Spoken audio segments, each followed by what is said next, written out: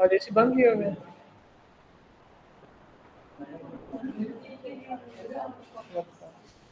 कर दिया अभी।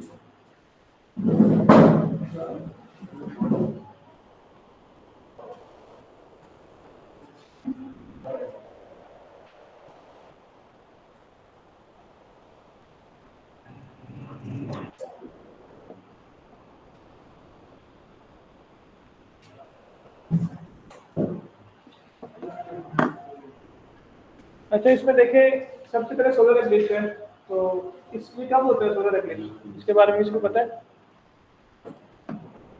अब इसमें देखें, अगर इस तरह अगर आपके पास यहाँ पे सन है, यहाँ पे है अर्थ है, और अगर इसके सेंटर में इस तरह मून आ जाए, तब आपको पता है ना कि सन जो है ना, सन क्या है, स्टार है, अर्थ एक प्लेनेट है, और प्लेनेट्स क्या करते हैं, सन के अराउंड रिवॉल्व करते हैं, और जो मून है, मून क्या करता है, मून इसके अर्थ के अराउंड रिवॉल्व करता है, क्योंकि जो मून है ना, ये अर्थ का एक प्लैनेट, ये अर्थ का एक सैटेलाइट कह लें या ऐसे मून ही कह लें आप।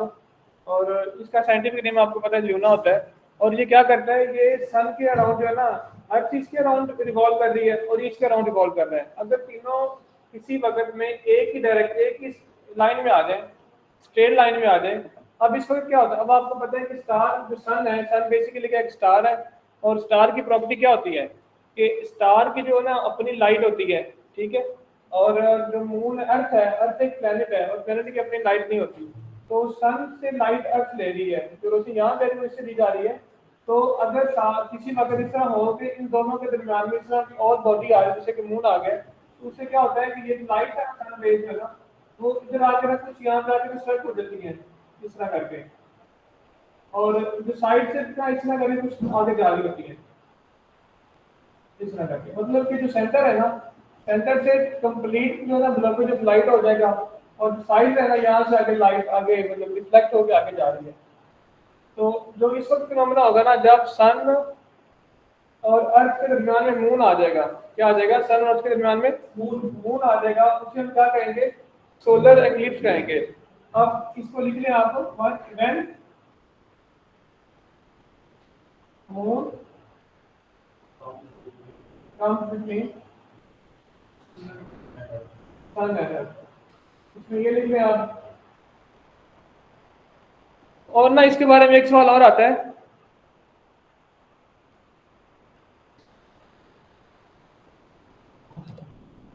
अच्छा एक इसमें और चीज आप नोट कर लें कि जो होता है ना सोलर एक्लिप्स होता है ना, ये हमेशा न्यू मून पे होता है, इस पे होता है, न्यू मून पे होता है। और जो लूनर एक्लिप्स है ना, वो होता है फुल मून पे होता है। It always occurs on new moon, नहीं न्यू मून हाफ तो आ जाएगा ना, वो बाकी जो 7 डेज के बाद आ जाएगा ना, उससे कहेगा ना, न्यू जो शुरू का नहीं होगा। अच्छा, अब इसमें ना जैसे ये रीजन बना हुआ है ना, जहाँ से देखिए ये लाइट जो है ना, यहाँ से लेकर मतलब सन की लाइट यहाँ पे आ रही है, इन एरियाज में सन लाइट क्या है, ब्लॉक है ना, तो इनको हम क्या कहेंगे, इसे हम कहेंगे अम्ब्रा कहेंगे, UMBRA अम्ब्रा, या हम इसे कहेंगे अम्ब्रल रीजन कहेंगे। मतलब कि वो वाले एरियाज जहाँ पे लाइट जो है ना वो फुल ब्लॉकेज है, फुल ब्लॉक है ना, उसे हम कहेंगे अम्ब्रा कहेंगे या अम्ब्रल रीजन कहेंगे, और ये सेंटर में आ जाएगा यहाँ पे। और जो एरियाज जहाँ पे लाइट है जो कि साइड है ना, साइड पे अब क्या है, यहाँ पे जो लाइट है वो पार्शली ब्लॉक है, क्या है, पार्शियल ब्लॉकेज ऑफ लाइट है, तो पार्शियल वाला जो एरिया उसे हम कहेंगे पिनम्बरा कहेंगे, उसे पिनम्बरा कहेंगे या पिनम्ब्रल रीजन कहेंगे। अब ये किसको कहेंगे, पिनम्ब्रल रीजन चले किसको है, वो वाले एरियाज जहाँ पे लाइट जो है ना वो फुल ब्लॉक है, उसे हम कहेंगे अम्ब्रा कहेंगे या अम्ब्रल रीजन कहेंगे। और जहाँ पे पार्शियल ब्लॉकेज ऑफ लाइट है, मतलब कि लाइट साइड से रिफ्लेक्ट होकर थोड़ी बहुत आगे जा रही है, अर्थ की तरफ जा रही है ना, जिसकी वजह से अर्थ पे थोड़ी बहुत रोशनी होती है, उसे हम कहते हैं पिनम्बरा कहते हैं। या इसको कैसे लिख लें,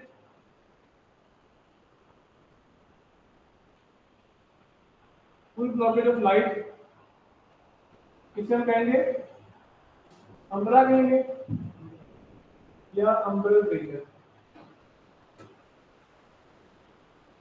और ए कैसे आ जाएगा, पार्शियल ब्लॉकेज ऑफ लाइट, इसे कहेंगे पिनम्बरा कहते हैं या पिनम्ब्रल रीजन कहते हैं। ठीक है यहां तक इसमें।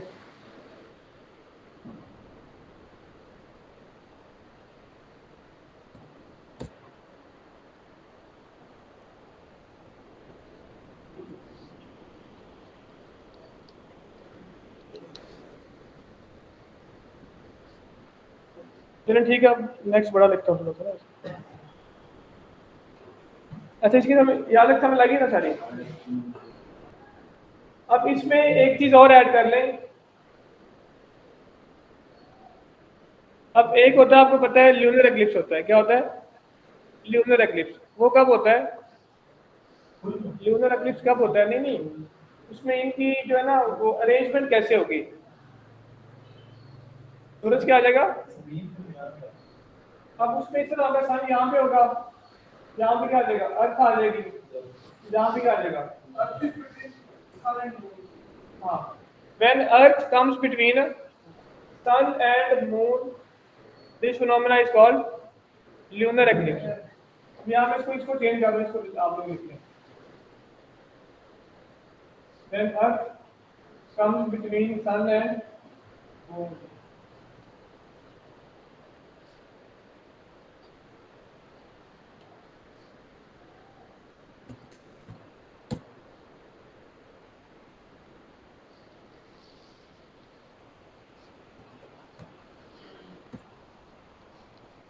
अच्छा अब ये रीजन इसमें ऐसे ही आ जाएंगे, फुल ब्लॉकेज वाला जो होगा वो यहाँ पे भी अम्ब्रा होगा और पार्शियल वाला पिनम्बरा होगा। तो वहाँ पर याद रखना है पी जो है ना, P stand for partial and P for penumbra, और बाकी जो है वो दूसरा आ जाएगा, फुल वाला आ जाएगा, अम्ब्रा फुल वाला आ जाएगा। और ये कब होता है, it always occurs on full moon. अब इन दो विषयों में लगी ना आप लोगों को कि सोलर एक्लिप्स क्या होता है और ल्यूनर एक्लिप्स क्या होता है,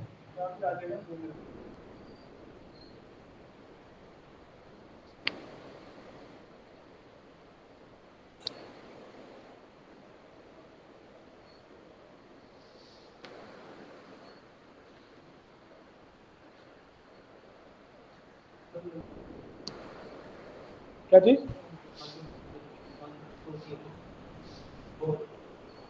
नमाजें जो पढ़ी जाती है ना, एक होती है सोलर एक्लिप्स के लिए और एक ल्यूनर के लिए होती है। जो सोलर के लिए होती है ना, अब इसको सोलर को आप उर्दू में क्या कहते हैं, सूर्य ग्रहण कहते हैं ना, मतलब ये होता है इसको चांद, इसे हम कहते हैं चांद ग्रहण कहते हैं। हाँ इसके लिए होती है, इसे खसूफ चे और खे जो है ना ये आ जाएंगे, और जो है सोलर एक्लिप्स वाला, सोलर वाला उसे कहेंगे कि सूर्य से आ जाएगा। ठीक है, ऐसी होती है एक नमाज।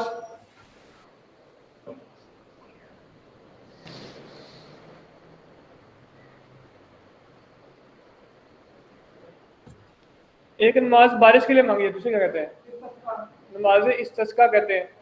और जो सफर की दुआ की नमाज, दूसरे क्या कहते हैं, सफर की नमाज को क्या कहते हैं, नमाज कसर।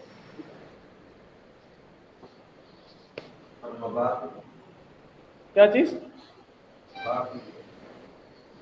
उसको नहीं पता यार, ये तो इसको थोड़ा सेट करना, ब्लर है ये, बच्चे कह रहे हैं कि बोर्ड ब्लर है। बताना आप लोगों ने कब ये फोकस होगा, हाँ ऐसा थोड़ा ही होगा, फिर इसको थोड़ा सा ना प्रैंक नहीं करना इसके साथ, इसको थोड़ा सेट करें। अच्छा बताइएगा जब क्लियर हो जाए ना। हाँ इम्बैलेंस है, हिल रहा है। अच्छा अभी क्लियर है या नहीं है, चलो इधर नहीं नजर आता। बैठे हैं आप सही है।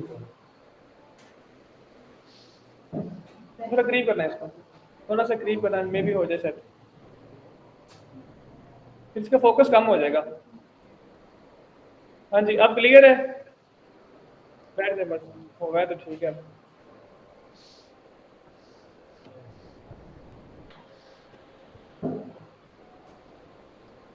चलो ठीक हो गया। अच्छा, अब इसमें फर्दर नोट करें, अब इसमें ना आपको पता हो कि जो है ना आ जाएगा, इसमें दो तीन चीजें हो रही हैं, जैसे कि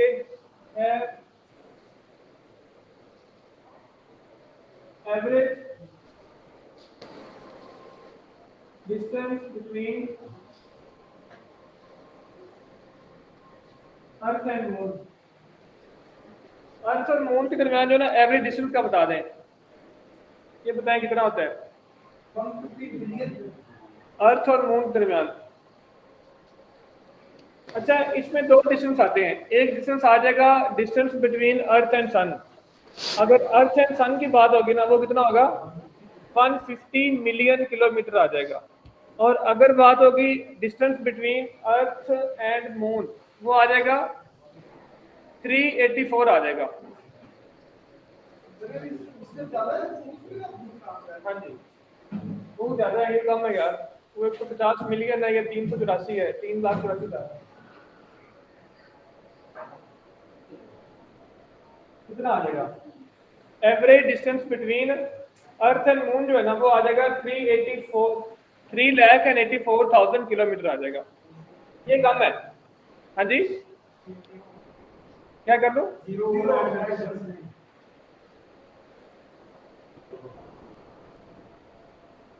ठीक है।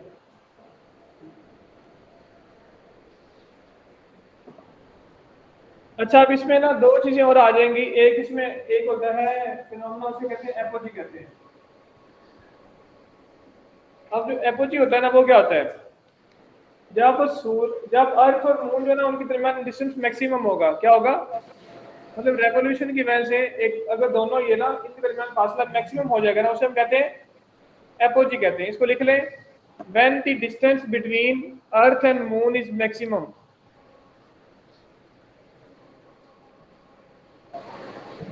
when the distance between moon and earth, या अर्थ एंड मून कह लें, इज मैक्सिमम,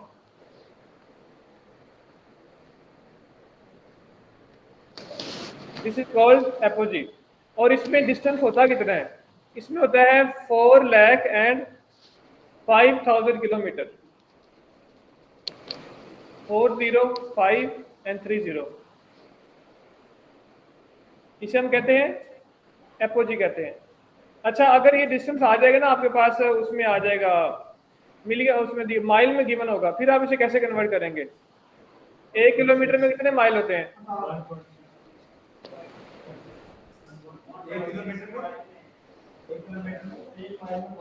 अच्छा 1 माइल, ठीक है, सही कहा आपने अली हसन ने, 1 mile is equal to 1.6 kilometre होता है, या 1.1600 मीटर होता है। ठीक है, तो आप इसको ना राउंड ऑफ कर लेंगे फिर ना, मतलब इससे कन्वर्ट आप कर लेंगे फिर, हाँ कर सकते हैं। और डिस्टेंस आ जाएगा बेटा कहीं यहाँ,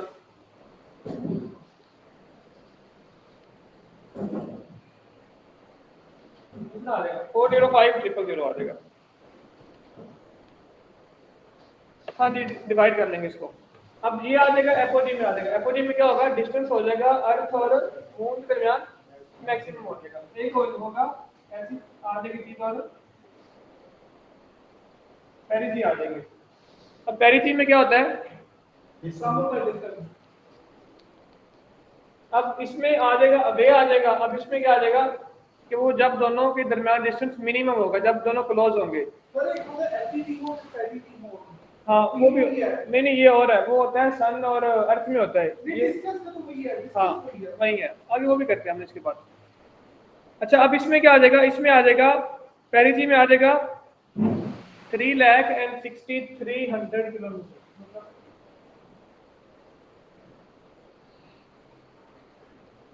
ये आ जाएगा। पेरिजी में क्या आ जाएगा, इन दोनों के दरमियान डिस्टेंस क्या होगा मिनिमम होगा, और वो कितना होगा 3,63,000 किलोमीटर आ जाएगा। और जब एपोजी होगा उसमें क्या होगा 4,05,000 किलोमीटर आ जाएगा। और इनके दरमियान एवरेज क्या होता है 3,84,000 किलोमीटर होता है। ये आ जाएगा एपोजी और पेरिजी आ जाएगा।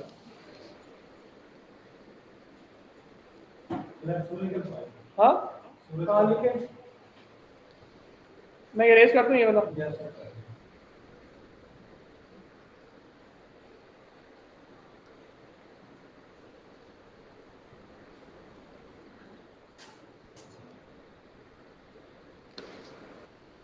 एक आपको पता हो इसके साथ average distance between sun and earth, average distance between sun and earth. अब इसमें कितना आ जाएगा बता।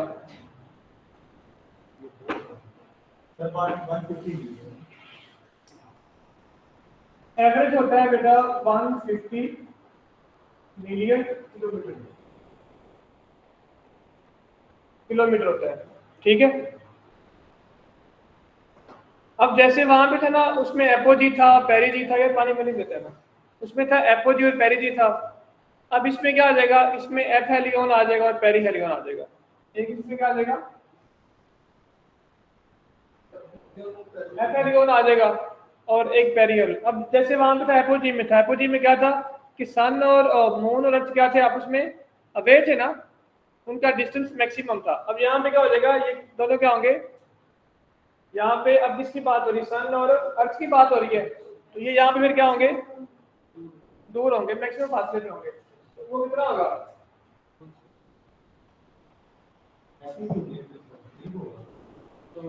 लिख लें इसको, when distance between sun and earth is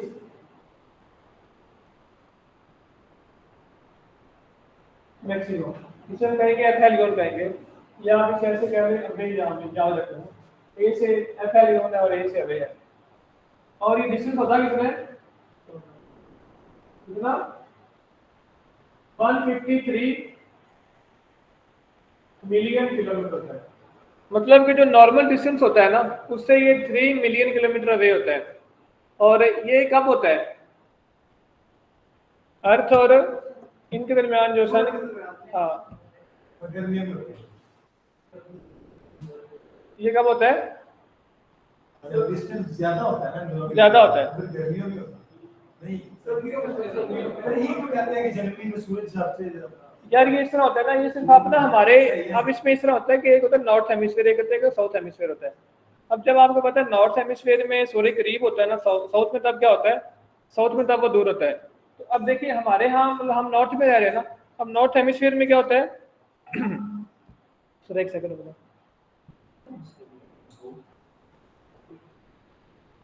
hello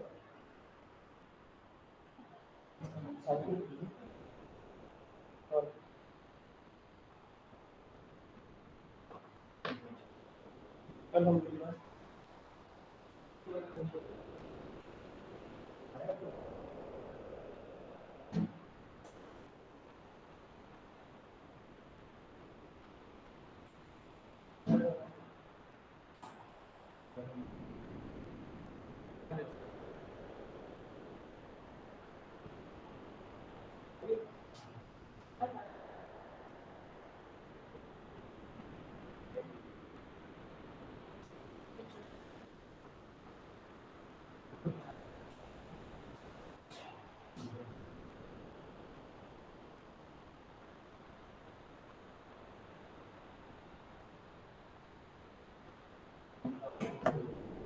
अच्छा इसमें एक एफ हेलियन आ गया, एक इसमें आ जाएगा पेरी हेलियन आ जाएगा। अब पेरी हेलियन में क्या आ जाएगा, अब जैसे यहाँ पे लिखा है ना कि when distance between sun and earth is maximum, तो एफ हेलियन आ जाएगा। अब इसमें क्या आ जाएगा, जहाँ मैक्सिमम की जगह सिर्फ आप इसमें क्या कर देंगे मिनिमम ऐड कर देंगे तो इसे हम कहेंगे पेरिहेलियन कहेंगे। और इसमें जो है ना वो डिस्टेंस का आ जाएगा, अगर जो इसमें 153 है ना, अगर इसमें 153 डिस्टेंस था तो जब मिनिमम होगा ना तब ये कितना आ जाएगा, एवरेज है ना 3 मिलियन किलोमीटर कम आ जाएगा। तो इसे कर ले आप 147 मिलियन किलोमीटर कर लें। इसे क्या कर लेंगे, 147 मिलियन किलोमीटर कर लेंगे इसको।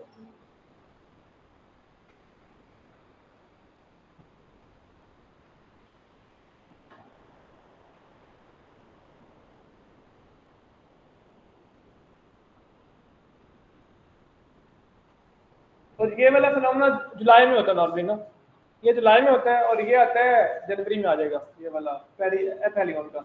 ये कब, जब सन और ये मून के दरमियान डिस्टेंस करीब हो उसको क्या लेंगे, जब सन और मून के दरमियान एपी होने से लेंगे। उसकी ना स्पेसिफिक टर्म कोई नहीं है सन और मून के दरमियान के लिए ना। जो टर्म्स है ना वो दो चीजों के लिए है, एक है सन और अर्थ के लिए है, उससे हम कहते हैं एपेलियन और पेरिहेलियन कहते हैं, और एक आती है अर्थ और मून के दरमियान, उसे हम कहते हैं एपोजी और पेरिजी कहते हैं। एपोजी में ऐसे ही होता है, मतलब एपोजी में ज्यादा होता है और पेरिजी में कम होता है। अब उसमें याद आपने ये रखना है, पेपर में नॉर्मली जो आता है ना वो इस तरह आता है कि वो आपसे पूछेंगे what is the average distance between earth and moon. ये कई दफा सवाल आ चुका है, तो वो आ जाएगा 3,84,000 किलोमीटर आ जाएगा। और जब वो आपसे पूछेंगे what is the average distance between earth and sun, वो आ जाएगा 150 मिलियन किलोमीटर आ जाएगा। सर ये जो मून और अर्थ है उसको एपी कहेंगे, ठीक है ना, उसमें डिस्टेंस कम होता है, एपोजी कहेंगे यार, उसमें डिस्टेंस कम होता है ना एपोजी में। अब वे है, ए स्टैंड फॉर मतलब एपोजी और ए से अवे आ जाएगा, एपी में इंक्रीज होगा, कम होगा, डिक्रीज होगा। ठीक है, अब इसमें 3-4 चीजें और देख लें। जनवरी में होता है,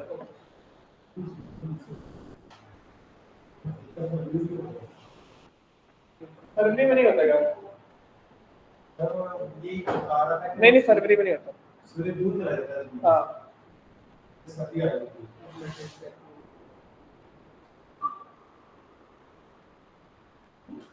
अब एक इसमें ना ये लिख ले हेलेज कमेट क्या होता है, इसके बारे में सवाल अक्सर 3-4 सवाल आते हैं हेले कमेट के बारे में ना। हेले कमेट जो होता है ना, ये इसको ना मतलब इसको नाम दिया गया था जिस बंदे ने इसको डिस्कवर किया था ना, नेम्ड आफ्टर एडमंड हेले, नेम्ड आफ्टर मतलब जिस बंदे ने इसको डिस्कवर किया था ना उसके नाम पे इसको नाम रखा गया था, उसका नाम था एडमंड हेले, उसका नाम था। और ये जो ना कमिट जो है ना, ये सबसे पहले अपीयर कब हुआ था, ये 1531 में अपीयर हुआ था। कब हुआ था, 1531 में ये अपीयर हुआ था।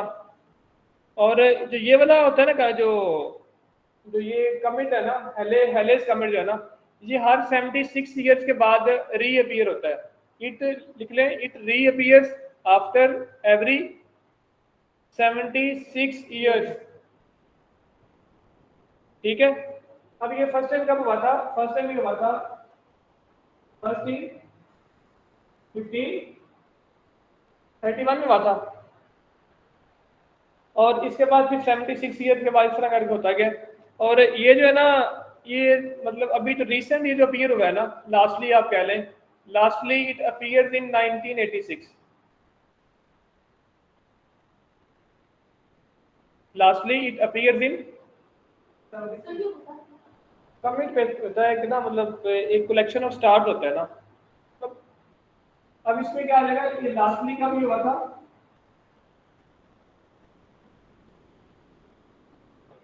लास्टली अपीयर इन 1986 होगा। और एक आपको इसका पता हो कि इसको ना डिस्कवर कब किया गया था, इसको डिस्कवर किया गया था 1705 में डिस्कवर किया गया था।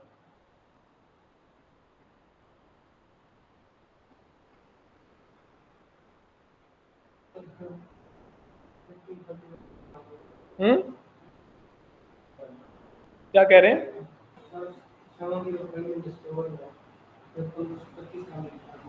15 से 31 मैंने कहा था कि फर्स्ट टाइम ये 20 साल हुआ था, लेकिन जिस बंदे को ना इसको ना एडमंड हेले ने जो ऑब्जर्व किया था ना साइंटिफिकली, वो एक किया था उसमें 1705 में किया था। मैं बताता हूँ आपको, अब इसके बारे में आपने याद में शुरू से डिटेल में बताता हूँ आपको। हेलेस कमिट है। अब हेलेस कमिट के बारे में आपको क्या बताओ कि जो हेले कमिट है ना, इसको डिस्कवर किसने किया था? एडमंड हेले ने किया था, ठीक है। और इसको एडमंड हेले ने डिस्कवर किया था 1705 में, ठीक हो गया। और ये जो हेले कमिट है ना, ये सबसे पहले अपीयर कब हुआ था? 1531 में अपीयर हुआ था ओवरऑल। मतलब कि जो इसने कैलकुलेशन की थी साइंटिफिकली, उन्होंने 1705 में की थी, लेकिन ये खुद फर्स्ट टाइम अपीयर 1531 में हुआ था। और ये जो लास्ट टाइम जो अपीयर हुआ है ना, अभी जो रिसेंट आप कह रहे हैं, रिसेंट ईयर 1986 में अपीयर हुआ है। अब अगर वो आपसे ये पूछा ना कि नेक्स्ट ईयर अपीयर कब होगा, तो आप 1986 में 76 और ऐड कर देंगे, मतलब कि ये एवरी 76 ईयर जो है ना ये रिपीट होता है। तो अगर आपसे पूछे ना कि दोबारा ये अपीयर कब होगा, तो वो 1986 प्लस 76 आप करेंगे ना, तो वो नेक्स्ट टाइम इसमें अपीयर हो जाएगा। 2062 में हो जाएगा। अब समझ लगी इसकी, या किसी को ना लगी हो? आ गई है, चलो ठीक है। डिस्कवरी हुआ था 1705। अच्छा आगे देखें इसमें।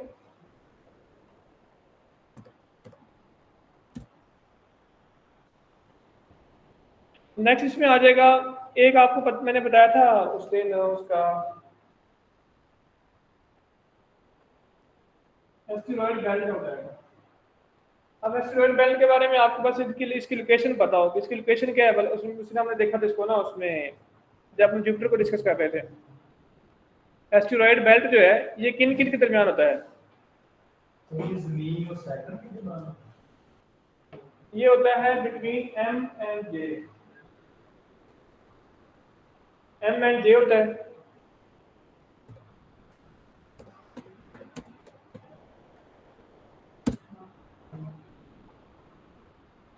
ये होता है एम एंड जे। अब M stand for Mars and J stand for Jupiter. ये इन दोनों के दरमियान होता है, मार्स और जुपिटर के दरमियान होता है। अच्छा ये कमिट वाला क्या होता है? कमिट बेसिकली बच्चे के लिए कमिट क्या होता है? ये मतलब एक ग्रुप ऑफ स्टार कह लें आप इसको, मतलब क्लस्टर ऑफ स्टार्स कह लें। एस्टेरॉयड बेल्ट बिटवीन जुपिटर और Mars. M stand for Mars and J stand for Jupiter. इन दोनों के दरमियान ये बेल्ट। आपको पता है कि हम जो है ना, जुपिटर को हम कहते हैं it is a bodyguard of earth planet. Earth का ये बॉडी गार्ड है। और उसकी वजह क्या है? क्योंकि इसके अंदर जो है ना ये एस्टेरॉयड बेल्ट है जो कि इन दोनों के दरमियान आता है। अब इसमें ना आपको फर्दर ये पता हो कि एस्टेरॉयड क्या होता है। एस्टेरॉयड जो होता है ना, बेसिकली इसे हम किसे कहते हैं? ये स्मॉल प्लैनेट्स को हम कहते हैं। जैसे आपको पता है कि प्लैनेट्स जो है ना हमारे सोलर सिस्टम में 8 हैं, जो कि पहले 9 थे और अभी 8 हैं। तो इनको हम ओवरऑल क्या कहते हैं? इनको हम कहते हैं मतलब कि ये हमारे सोलर सिस्टम में आ जाएंगे। अगर कोई प्लैनेट जो है ना वो छोटा है, जो रिकमेंडेड साइज है जो कि जो गिवन है उनसे IAU की तरफ साइज गिवन है ना, अगर फिर इससे पूरा नहीं उतरा ना, तो उसे हम क्या कहेंगे? उसको हम ना एस्टेरॉयड कहेंगे। और ये अर्थ के अंदर ना मोर देन 1 लाख एस्टेरॉयड है। जो हमारा सोलर सिस्टम है ना, अर्थ में कह रहा हूँ, हमारे सोलर सिस्टम में मोर देन 1 लाख क्या है? एस्टेरॉयड है। अब इसको लिख लें, एस्टेरॉयड क्या होता है? It is a small planet. Small planet. और ये जो है ना, इनमें सबसे बड़ा जो है ना उसका नाम क्या है? ये सवाल पेपर में भी दफा है, लार्जेस्ट एस्टेरॉयड। उसका नाम क्या होगा? इसका नाम है सेरेस। CERES। हाँ, जो लार्जेस्ट एस्टेरॉयड है ना वो सेरेस है। और इसे ये होते हैं बेसिकली ये होते हैं स्मॉल प्लैनेट्स होते हैं।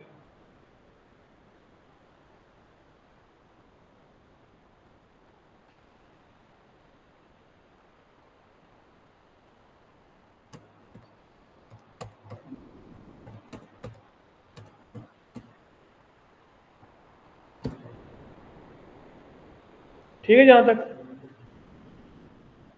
अब एक इसमें आपको पता हो कि सबसे सवाल पेपर में आता है कि बर्निंग स्टार्स होते हैं, उन्हें हम क्या कहते हैं? बर्निंग स्टार्स को। बर्निंग नहीं, बर्निंग, बर्निंग स्टार्स को।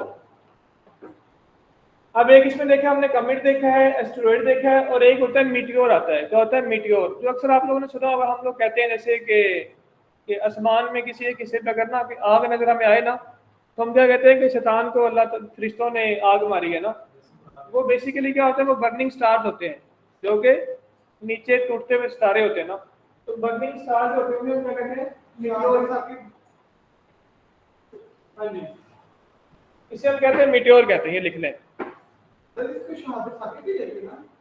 वो और होता है, बताता हूँ मैं आपको। अच्छा, एक इसके अलावा इसमें आ जाएगा और एक लिखेंगे चीज, कॉन्स्टिलेशन लिखेंगे, कॉन्स्टिलेशन।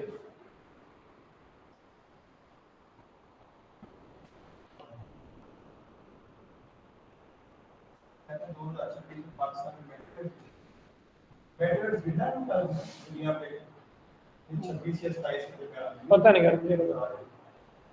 अच्छा, कॉन्स्टिलेशन क्या होता है? Group of stars in night sky is known as constellation. ये लिख लें, group of stars in night sky is known as constellation. Group of stars, and there are 88 constellation in night sky, in sky कह लें।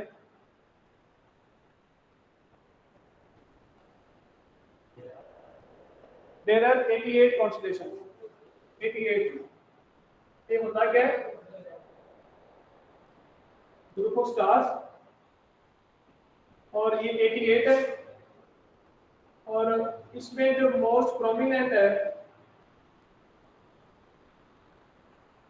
उसका नाम है Orion है। और जो ओरियन होता है ना, ये होता है ग्रुप ऑफ 7 स्टार्स। इसे कहते हैं ग्रुप ऑफ 7 स्टार्स। अब ओरियन के अंदर ना स्टार्स की जो है ना, वो जो तादाद फिक्स होती है, जो कि 7 होती है, और ये सबसे ज्यादा प्रोमिनेंट होता है, सबसे ज्यादा जो मैग्निफिसेंट होता है, और मोस्ट प्रोमिनेंट ये वाला याद रहेगा। अब इसमें हमने देखा है कॉन्स्टिलेशन क्या होता है, ग्रुप ऑफ स्टार्स को हम कॉन्स्टिलेशन कहते हैं, और अर्थ जो है ना हमारा नाइट स्काई है, उसके अंदर 88 कॉन्स्टिलेशन है, और उनमें जो प्रोमिनेंट है वो कौन सा है? ओरियन है, और ओरियन को हम क्या कहते हैं? ग्रुप ऑफ 7 स्टार्स कहते हैं। ठीक है, अभी इसमें किसी ने कुछ पूछना हो ये वाला हिस्से में जो हमने पढ़ा है, पहले जो पढ़ा था इसका जो था सोलर सिस्टम का, और जो आज हमने पढ़ा है, इसमें से किसी ने कुछ भी पूछना तो आप लोग पूछ लें, अगर नहीं पूछना तो फिर हम इसमें नेक्स्ट स्टार्ट करते हैं। आगे मूव करें इसमें, इरेज कर दो।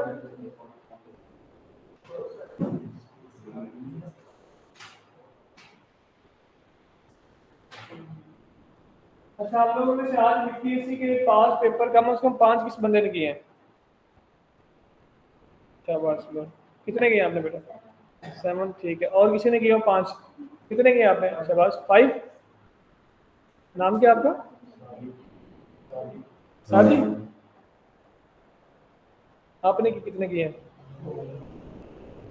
सर ये जो आपने जब आप क्लास में टारगेट पूरा हो जाएगा, जो 136 फॉलो पे बनाया 136 नहीं है, आप लोगों ने यार इस तरह करना है,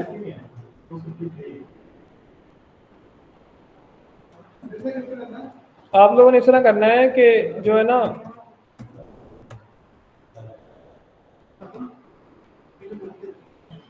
जो पीपीएससी के पेपर है ना, वो 2016 से आगे सारे आप लोगों ने करने हैं। 2016 टू ऑनवर्ड आपको तमाम पेपर आते हैं पीपीएससी के ना, और वो आप लोगों ने करने कैसे, विद करेक्शन आप लोगों ने करने हैं। जैसे मैंने कल आपको बताया था, मैं आपको ना करेक्शन करवा दूंगा, मतलब वो करेक्शन हम ना 5-6 क्लासों में सारी कर लेंगे, मैक्सिमम 5-6 क्लासों में। अगर हम जो तकरीबन 200-250 पेपर है ना, उनकी हम करेक्शन कर लेंगे। अब उसमें इस तरह होगा, यही मैं सर आपसे बात पूछ रहा हूँ कि 2016 से लेके तो हाँ, अभी आप खुद भी लगे सारे तो यहाँ करवा नहीं सकते, हम लोग कर नहीं ना सकते। मैं ये आपसे कह रहा हूँ कि हम उसमें करेक्शन कर लेंगे, करेक्शन। हाँ, वही बता दूंगा। अब हर पेपर में ना 5 से 6 सवाल गलत होते हैं, या किसी में 10 है, 8-10 होते हैं। आंसर तो गलत होंगे। फॉर एग्जांपल, एक सवाल लिखा हुआ है ना कि Suez canal was constructed in मैंने टाइम पूछा ना, अगर वो फॉर एग्जांपल, अब आपको पता उसका एग्जैक्ट आंसर क्या है? 1869 है ना। अब अगर किसी जगह वो लिखा हो 1867 लिखा हो, तो ये भी किसी ने उसको ऑप्शन दिया होगा। तो ये मैं बता दूंगा आपको कि इसका एग्जैक्ट ऑप्शन कौन सा ये वाला है, या जैसे कुछ या कुछ के मैं बताता हूँ आपको। हाँ, मैं पढ़ा था तो 2-3 एमसीक्यूज ना मतलब कि वो सेम थे। जैसे पहले उसने एमसीक्यूज में जवाब लिखा होता उसका कि email consisted of ID of user name और साथ में उसका पता नहीं एक पे उसने पासवर्ड दिया होता, एक पे उसने डोमेन दिया होता। यही सवाल मैं कह रहा हूँ आपसे कि जो इस तरह गलत होंगे ना वो सारे मैं करवा दूंगा आपको। जी हर पेपर में 5-6 होंगे या मैक्सिमम 10 कर लें, ज़्यादा नहीं होंगे। अगर वो हम एक क्लास में डिस्कस करते हैं ना तो वो कम से कम आप हम लोग 25 से 30 पेपर कर लेंगे एक मतलब 1.5 घंटे के अंदर ना, या 2 घंटे में 25 से 30 पेपर हम लोग कर लेंगे। और ऐसे देखें 5-6 क्लासें होंगी, कम से कम हमारे 200-180 पेपर हो जाएंगे। आपने सबसे पहले तो करना है ना इसमें 2016 से ऑनवर्ड पेपर सारे तैयार करें। ये आप लोगों ने खुद से करने हैं, रट्टा लगाएं उसको। जैसे मैंने पहले आपको बताया था कि आपको ना उनके ऑप्शंस ऐसे मतलब उनके आंसर ऐसे याद हो कि अगर ऑप्शन गिवन नहीं हो आपके पास फिर भी आपको पता हो। मैं अगर आपसे कोई सवाल पूछूं तो ये ना आप वेट करें कि हमें पहले 4 ऑप्शन दिए जाएंगे फिर हम उसमें से कोई एक चूज करेंगे। आपने ऑप्शन के बगैर करना है। और ये ऑप्शन के बगैर आपको याद कैसे होगा? सबका इशू ये होता है कि ना फर्स्ट टाइम याद किसी को भी नहीं होता, बहुत कम लोग होते हैं जिनको फर्स्ट टाइम पढ़ने से याद हो जाएगा। ज़्यादातर क्या होगा कि आप उसको बार बार जब चीज़ों को रिपीट करेंगे ना, जब चीज़ें रेपिटेशन में आएंगी ना, जब उनको रिवीजन करेंगे तब जाके ये आपके कंफर्म होंगे, तब जाके आपके ये ना मेमोरी में लॉन्ग लास्टिंग होंगे। आपने करना क्या है, इनको बार बार पढ़ें, इनको कम से कम रिवीजन करें। अगर तो पेपर 16 से 24 तक के है ना, ये नहीं आपने करना कि उनको वन टाइम नहीं पढ़ना, उनको कम से कम 3 से 4 दफ़ा पढ़ेंगे ना जब आप, तो फिर जाके वो आपके कंफर्म मतलब क्लियर होंगे। और फिर आपने इस तरह करना है, जब इनको कम से कम 2 दफ़ा आप लोग पढ़ लेंगे ना, उसके बाद फिर आपने इस तरह करना है कि जब आप 100 एमसीक्यूज पढ़ जाएंगे ना किसी पेपर के अंदर ना, उसमें से आपको ना कोई 5-6 लगेंगे ऐसे जो कि आपको ना ऑप्शन देखने पड़ेंगे, याद नहीं होंगे। तो मतलब कि ऑप्शन के बगैर आपको उसका आंसर नहीं आएगा। फिर आपने क्या करना है, जो वो सवाल होंगे ना उनको आपने एक अलग से किसी चीज़ पे नोट कर लेना है। फिर जब आपने रिवीजन करनी है ना, फिर आपने वो जो 200-250 या 400 पेपर निकाला होगा, एमसीक्यू निकाला होगा ना, फिर आप उनको 2-3 दफ़ा पढ़ेंगे। फिर चीज़ें वो आपकी लॉन्ग लास्टिंग होंगी। फिर वो मतलब ऑप्शन आपको नहीं देखना पड़ेगा, तो कन्फर्म मतलब फिर आपके कम से कम आपको 2-4-6 माह नहीं भूलेंगे। नहीं मुझे यार ना चीज़ें भूल जाती हैं, ऑब्वियसली इंसान है, लेकिन अल्हम्दुलिल्लाह मेमोरी ठीक है मेरी काफ़ी हद तक ना। मैं जब तैयारी कर रहा था तब तो था कि मुझे मतलब लगता था कि मुझे डेट पढ़ लूँ तो फिर भूलती नहीं है। हाँ तो खैर अभी पहले से कुछ फ़र्क है। हाँ जी ऐसे लगता है जब बंदा तैयार कर रहा हो ना, फिर ऐसे लगता है जैसे अभी 5-10 ये ना बोल रहे पर मतलब कि 10 दिन बाद नहीं मैं आज से 3-4 साल पहले की बात कर रहा हूँ, जब तैयारी वगैरह कर रहे थे तो उसकी वक्त की बात कर रहा हूँ। इस पर 100 सीट्स है तो प्राइस बन जाए कुछ नहीं किया है। हाँ तो फिर इसका मेरिट कितना बन गया है? यार ये ना मेरिट मैंने कल भी आपको बताया था, मेरिट डिपेंड करता है पेपर पे ना। अगर पेपर डिफिकल्ट होगा तो मेरिट के 50 पे भी आ सकता है, और अगर पेपर इजी है तो ये 75 से ऊपर भी जा सकता है। लेकिन नॉर्मल अगर पेपर एक बने ना, मतलब ना इतना डिफिकल्ट हो ना इतना ईजी हो, तो फिर जाके ये मेरे ख्याल से कोई 65 to 70 के दरमियान, 70 से ऊपर नहीं जाएगा, क्योंकि सीट्स काफ़ी ज़्यादा है। अब इसमें देखें, अगर पुलिस में देखें 102 सीट्स है मेरे ख्याल से। अब 102 के अंगेज से आपको पता है बंदे कितने पास होंगे, कम से कम 510 बंदे पास होंगे ना, क्योंकि 5 हाँ इतने, तो अब इतने इसमें कि 70 तक होगा। लेकिन अगर पेपर सारा के सारा का सारा पेपर अगर रिपीट होता है ना, तो पेपर रिपीट होगा फिर क्या होगा, फिर ये 75 प्लस पे जा सकता है। अब जैसे इसका एक लास्ट में पेपर हुआ था असिस्टेंट पुलिस का, वो कैंसिल बाद में हो गया था, ये 2020 में आई थिंक हुआ था। अब उसमें उसमें ये था कि 84 पे या 82 पे मेरिट बना था, तो तब इसकी सीट 77 थी मेरे ख्याल से। अब तब वजह क्या बनी थी, एक तो पेपर उसका लीक हो गया था, नंबर 2 क्या हुआ था कि पेपर रिपीटेड था सारे के सारा। अब जिनकी तैयारी अच्छी है ना, वो बंदा 80-82 नंबर आराम से ले जाएगा अगर पेपर सारा पीपीएससी के पास ऊपर में जाता है, ठीक है। और अगर एक बंदे को पहले एक रात पहले पेपर मिल ही गया है तो फिर उसको तो पूरे पूरे ही आने हैं, मतलब उसको तो 85 प्लस आने ही आने हैं ना। अगर किसी बंदे को पहले से पेपर सारा याद है वो तो कर लेगा, लेकिन अगर पेपर रिपीट होता है तो फिर जाके भी आप लोग 80 से नंबर ऊपर बड़े आराम से ले जाते हैं। तो ये डिपेंड करता है पेपर पे ना कि पेपर किस तरह का आता है। अच्छा ये ना आप टेक्स्ट कीजिएगा, मैं आपको सेंड कर दूंगा। 2016 के पेपर होगा पड़ा 2016 का 2016 के पेपर पढ़े हैं, जो पुरानी बुक है ना इसकी इंचार्ज शायद की, उसमें पढ़े हुए हैं, सर वो मैं फॉलो करते हैं कर देंगे। क्योंकि सर मेरे पास मेरा 2019 से है। ठीक है, अच्छा आगे देखिए जरा, बाद में बातें करेंगे। एक इस टॉपिक और है, कर दे जरा। हाँ, अब इसमें ना आपको पता हो कि विटामिन जो है ना, अब इसके बिना हर पेपर में 2-3 सवाल आ जाते हैं या एक आधा सवाल आ जाता होता है इसका ना विटामिन के मतलब ना।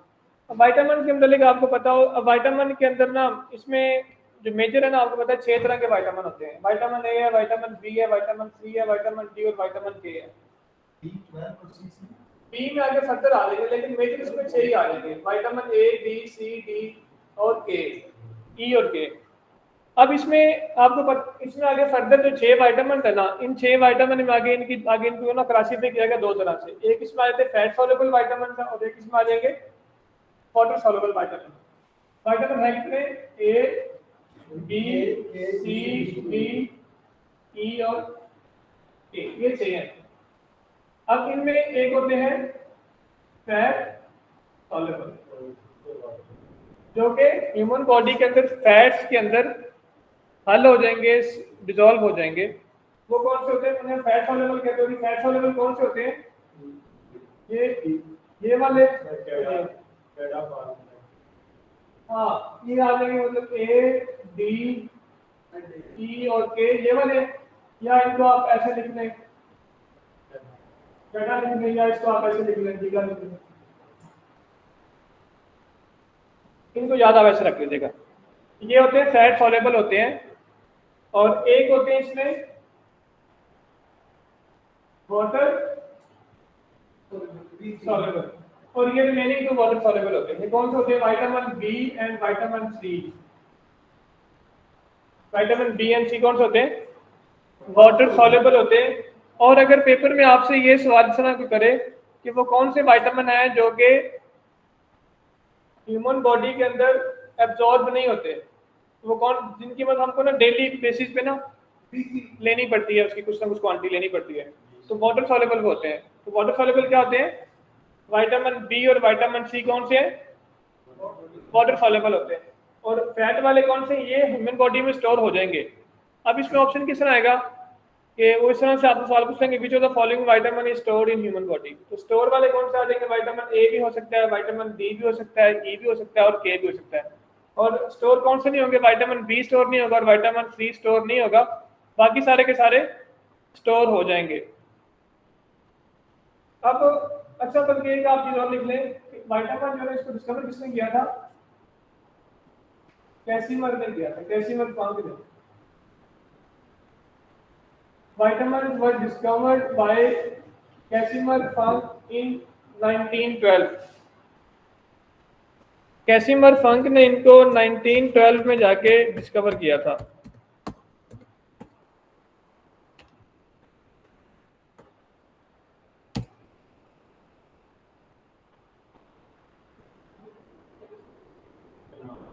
हाँ जी, हाँ इनके नाम लिख लेते हैं। अच्छा, इसमें ना पहले आप देख लें,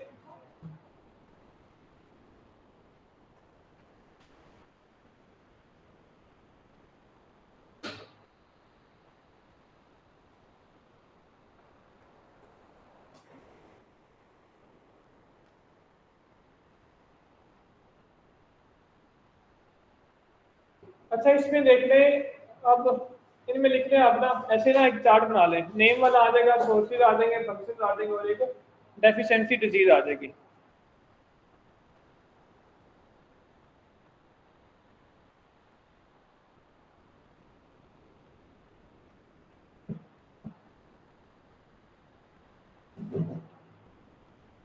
इसमें सबसे पहले ए आ जाएगा, विटामिन ए।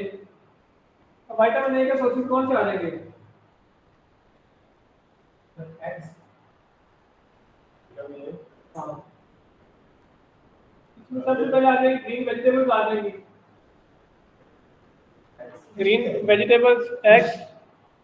हाँ जी, और इसमें और ये 2 लिख लें मेजर। अगर पेपर में लिखेंगे सवाल आपको से आता है ना इसका कि major source of vitamin A, तो वहां विटामिन ए का क्या होगा? ग्रीन वेजिटेबल पे आपने जाना है। बाकी मतलब सबसे ज़्यादा इसमें भी होगा, बाकी इसकी माइन्यूट अमाउंट जो अमाउंट है ना वो और भी होती है, जैसे एक्स में होती है, बीट में होती है, उसके अलावा बाकी और भी चीज़ों में होती है। अब इसका फंक्शन क्या होता है, विटामिन ए का फंक्शन क्या होता है?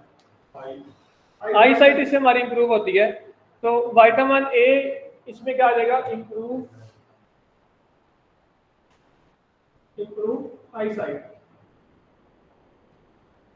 इंप्रूव आई साइट। और इंप्रूव आई साइट आ जाएगा, और improve nervous system, nervous system भी इससे इंप्रूव होता है, और आई साइट जो है ना वो इससे इंप्रूव होती है। ग्रीन वेजिटेबल जैसे कि ये आ जाएगी ना, जैसे कद्दू वगैरह है या बाकी जो भी है, पालक वगैरह है, गाजर में भी है, बिल्कुल। अब इनकी डेफिशिएंसी डिजीज क्या होती है? नाइट ब्लाइंडनेस होती है। क्या होती है? Night blindness. नाइट ब्लाइंडनेस किसको कहते हैं? हाँ जी, मतलब शाम के बाद नजर नहीं आ रहा होता ना, जब थोड़ा सा अंधेरा होता है ना तब नजर नहीं आता, उसे नाइट ब्लाइंडनेस कहते हैं। कुछ लोग नींद में चलने लगते हैं, उसे हम कहते हैं सोमनैम्बुलिस्ट कहते हैं, सोमनैम्बुलिस्ट। सोम SOMNOMBULIST।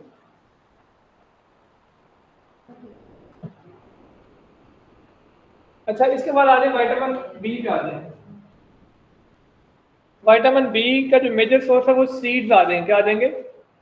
सीड्स। विटामिन बी के मेजर सोर्स क्या आ जाएगा? सीड्स आ जाएंगे। इसके अलावा रेड मीट आ जाएगा और फिश आ जाएगी।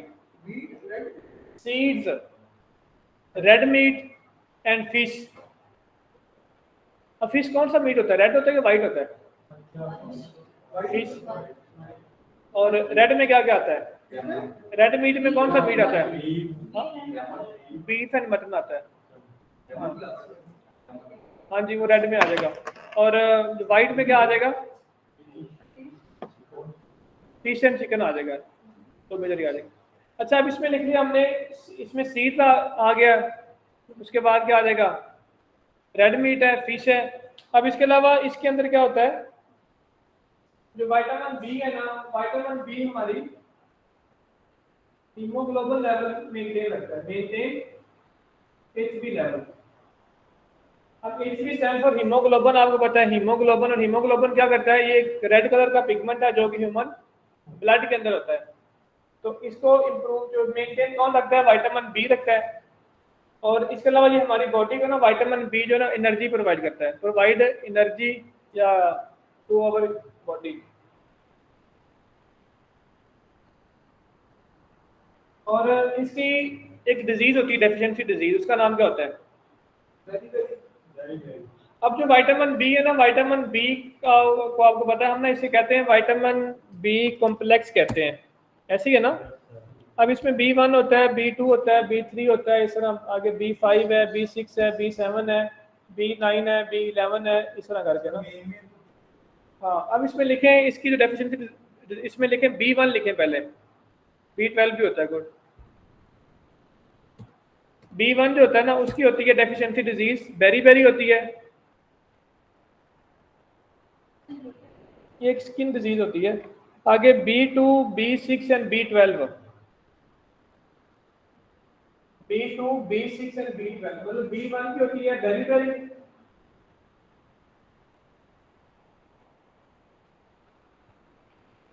B2, B6 एंड B12 इनकी होती है एनीमिया।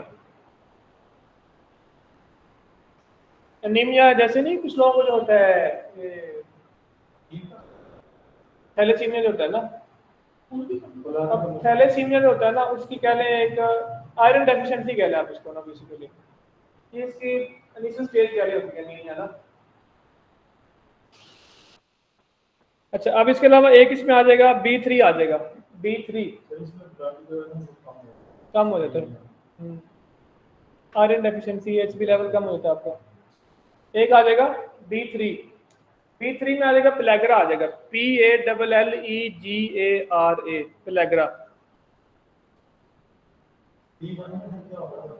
बेरी बेरी B1 में लिखा है मैंने बेरी बेरी, B2, B6 और B12 की अनीमिया होती है, और B3 में होती है पेलेग्रा, PALLEGARA। ये भी स्किन की डिजीज है।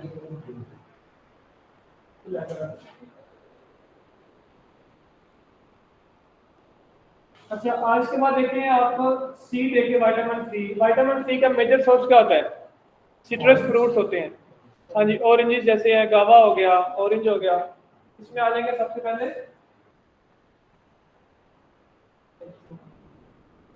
और आपको पता है कि जो हमारा नेशनल फ्रूट है ना, नेशनल फ्रूट इन विंटर, वो भी क्या है? गावा है। और गावा के अंदर मोस्ट जो है ना अबंडेंट विटामिन सी होता है, अबंडेंट क्वांटिटी में होता है एज कम्पेयर। मतलब अगर आप बात करें ना उसकी, ऑरेंज की बात करें, लेमन की बात करें, तो ऑरेंज और लेमन से भी ज़्यादा गावा के अंदर होता है। तो इसमें मेजर सोर्स आ जाएगा, सिट्रस फ्रूट्स आ जाएंगे, उसके बाद इसमें आ जाएगा मिल्क में होता है ये, और कॉलीफ्लावर के अंदर होता है। अब जो विटामिन सी है, विटामिन सी का फंक्शन क्या होता है?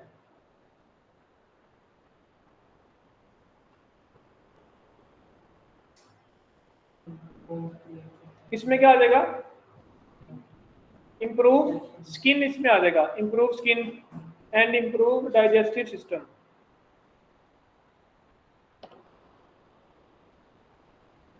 Improve skin and improve digestive system.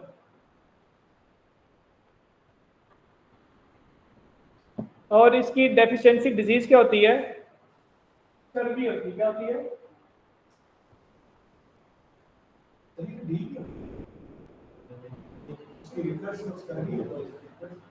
उसकी रिक्वेस्ट इसकी स्कर्वी है। ऐसी है, आंखें बंद करके लगा दो। ठीक है, जहाँ तक सिट्रस फ्रूट्स इसके मेजर सोर्स है, इसके अलावा कॉलीफ्लावर है। और अब इसमें सिट्रस फ्रूट्स में आज गावा भी आ जाएगा, लेमन आ जाएगा, ऑरेंज आ जाएगा, बाकी फ्रूट्स भी आ जाएंगे जो सिट्रस है। और इसके अलावा इसमें मिल्क आ जाएगा, और इसमें क्या आ जाएगा? कॉलीफ्लावर है, जो सब्जियों के अंदर भी होता है। अब इसका फंक्शन क्या होता है? इससे हमारी स्किन इंप्रूव होती है, इसमें स्किन इंप्रूव हो जाएगी। और इसके अलावा स्किन के अलावा इसका और क्या होगा? हमारा डाइजेस्टिव सिस्टम इंप्रूव होगा। और इसकी डिजीज क्या होती है? स्कर्वी होती है। अब ऐसे ही आ जाए विटामिन डी पे आ जाए।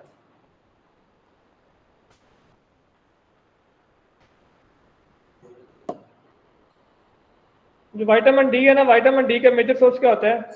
सनलाइट होता है।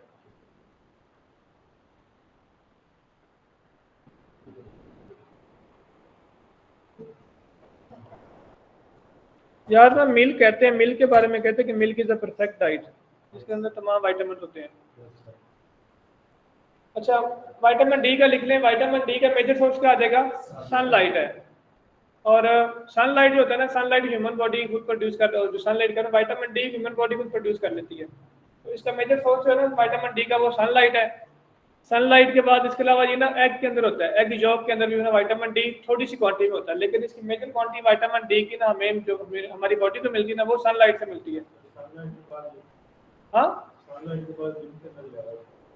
विटामिन डी हाँ मिल्क के अंदर होता है, और इसके अलावा एग के अंदर भी होता है।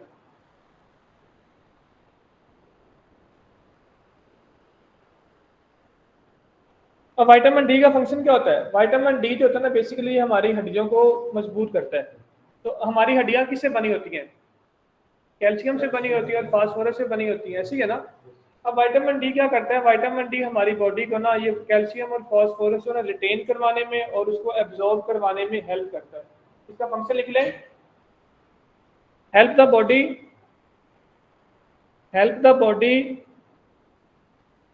To absorb and retain calcium and phosphorus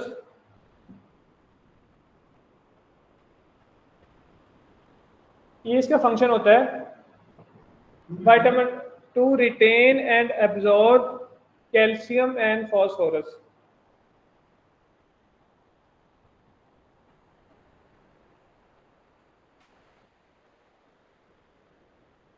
और इसका क्या होता है? इसके अलावा ये ना जो ह्यूमन बॉडी के अंदर कैंसर सेल्स होते हैं ना, उनको भी रिड्यूस करता है। Reduce cancer cells in human body, reduce the growth of cancer cells in human body लिखना है। हाँ जी, उनकी ग्रोथ को कम करता ही है।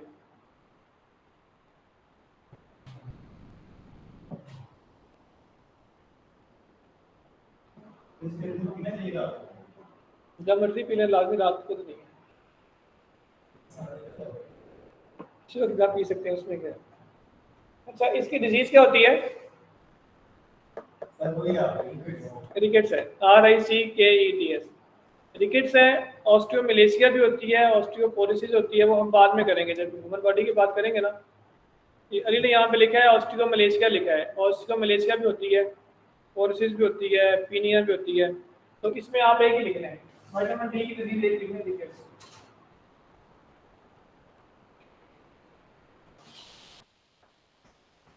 अब इसके बाद आ जाए विटामिन ई पे आ जाए।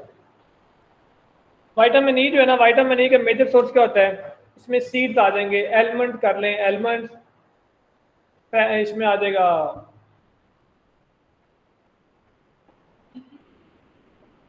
एलमंड्स, पीनट्स, स्पिनच,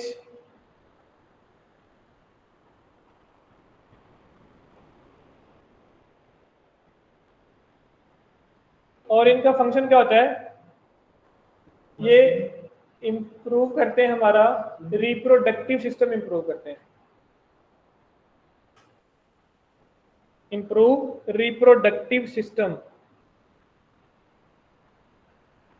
और स्किन भी ये इम्प्रूव करते हैं। हाँ, जैसे विटामिन ई के अक्सर कैप्सूल यूज करते होंगे आप लोग, खाए भी जाते हैं, लगाए भी जाते हैं। हाँ, क्रीमों में, हाँ।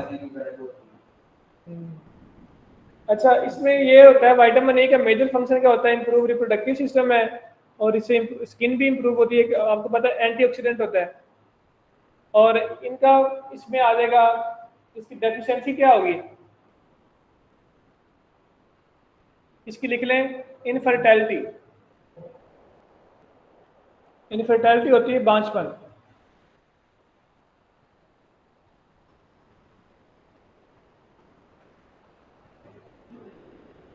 ठीक है, अगर आप बात करेंगे फीमेल बांझपन को स्टेरिलिटी हम कहते हैं, अगर मेल बांझपन की बात करेंगे उसकी इनफर्टिलिटी कहते हैं। इसको आप इनफर्टिलिटी लिख लें, इनफर्टिलिटी। और इसके बाद लिखे विटामिन के, लिखें विटामिन के का मेजर सोर्स क्या होगा? बीफ आ जाएगा, इसका मेजर सोर्स बीफ है। और इसके अलावा बाकी इसमें स्मॉल अमाउंट में एग्स के अंदर होता है, स्पिनच में होता है, ब्रोकली में होता है, लेकिन मेजर इसमें आ जाएगा बीफ के अंदर ही होता है। बीफ कौन सा होगा? मतलब अगर या रेड मीट कह लें या बीफ कह लें, एक ही चीज़ है। और इसका फंक्शन क्या होता है विटामिन के का? इसका ब्लड क्लॉटिंग होता है, या क्लॉटिंग ऑफ ब्लड कह लें या ब्लड क्लॉटिंग कह लें। क्लॉटिंग ऑफ ब्लड, हाँ करता है ये, मतलब इससे ब्लड हमारा खून जम जाता है, एक नॉर्मल अमाउंट में जमता है, बिल्कुल नहीं जम जाता। अब इस तरह होता है कुछ लोगों को ना, उनको जब जख्म लगता है ना कोई, तो जब खून बहना शुरू होता है ना, तो वो खून रुकता नहीं है, बहता जाता है ना। अब उसमें उनमें क्या होता है, विटामिन के की डेफिशिएंसी होती है। तो विटामिन के की डेफिशिएंसी की वजह से क्या होता है कि अगर वो डेफिशिएंसी है तो उससे खून जमेगा नहीं जल्दी, ताकि खून जब उसका क्लॉट नहीं बनेगा ना, क्लॉट ना बनने से क्या होगा कि खून का बहाव नहीं रुकेगा। तो इसे हम कहते हैं, अगर ऐसी कोई डिजीज, उसे हम क्या कहते हैं? हीमोफीलिया कहते हैं इसको ना, ऐसी है ना। तो मतलब क्लॉटिंग ऑफ ब्लड अगर किसी बंदे की नहीं हो रही और उसका खून बह रहा है, तो उसे हम कहेंगे डेफिशिएंसी डिजीज की क्या आ जाएगी? हीमोफीलिया आ जाएगी ना। लिख लें जरा इसका आगे,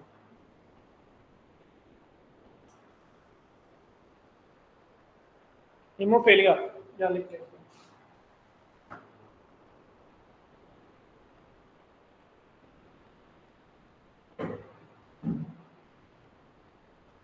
हीमोफीलिया।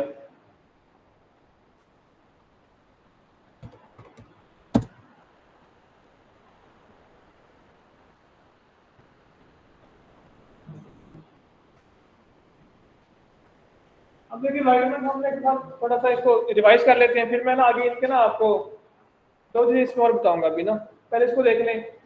वाइटामिन में हमने क्या देखा, सबसे पहले ऊपर मैंने लिखा था कि वाइटामिन जो होते हैं ना, वाइटामिन को डिस्कवर किसने किया था, कैसिमर फंक ने किया था, उसको उसने डिस्कवर किया था 1912 में डिस्कवर किया था।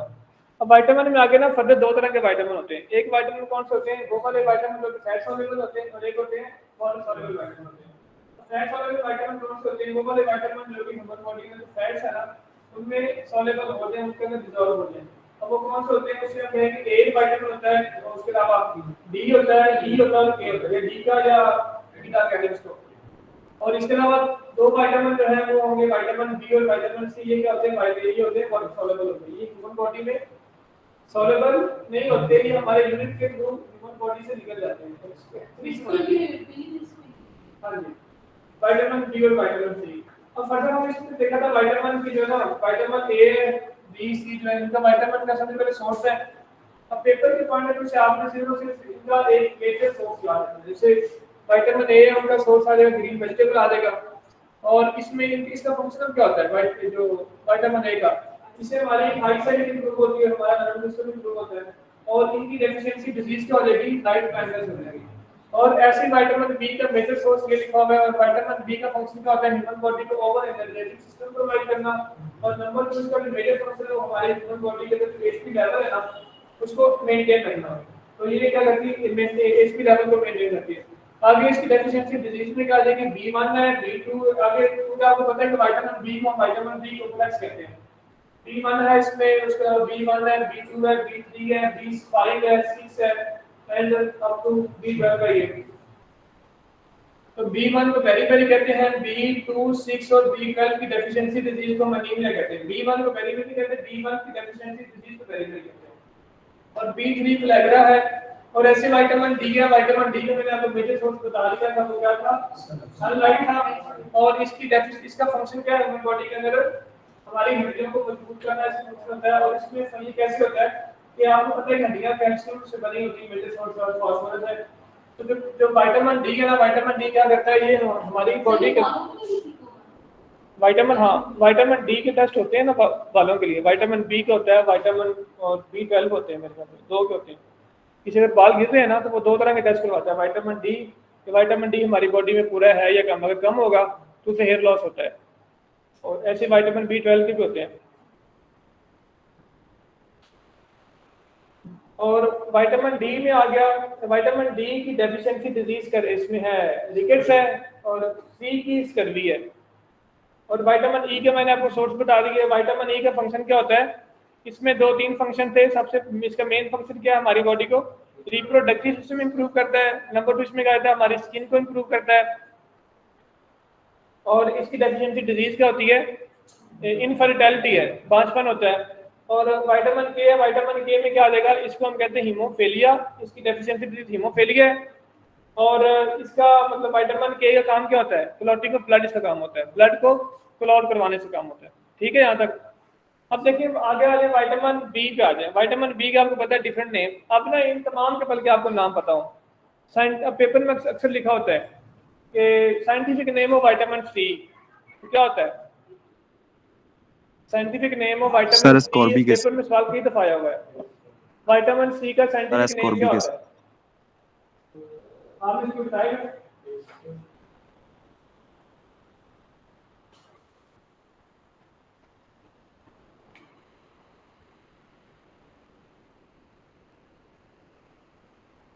Scientific name of vitamin. अब बेटा इनमें आपको बताओ तो विटामिन ये साइंटिफिक नेम्स है ना, शाबाश। यहाँ बच्चे ने सिर्फ डाली है सर ने कि विटामिन सी का है एस्कॉर्बिक एसिड है। अब इसमें देखिए सबसे पहले विटामिन ए लिखें। विटामिन ए इसका नाम होता है रेटिनॉल। क्या होता है, आपने इन तमाम के नाम याद करने हैं। पेपर में ना विटामिन ए का भी आया हुआ है, विटामिन डी का आया हुआ है, विटामिन सी का आया हुआ है, और विटामिन बी कॉम्प्लेक्स के थायमिन क्या होता है, बायोटिन क्या होता है, नाइसिन क्या होता है, इस तरह के सवाल आए हुए। अब इसमें विटामिन ए है, विटामिन ए का नाम क्या होता है, रेटिनॉल होता है। और आगे फिर फर्दर विटामिन बी शुरू हो जाएगा। अब विटामिन बी आपको पता है कि विटामिन बी को हम ना विटामिन बी कॉम्प्लेक्स कहते हैं। क्या कहते हैं, बी कॉम्प्लेक्स। अब इसमें मैंने आपको पहले बताया था B1 है और B2 इस तरह है। अब इसमें सबसे पहले लिखें B1 लिखें, B1 को हम कहते हैं थायामीन कहते हैं, B1 कहते हैं। और ऐसे आने का B2 आ जाएगा,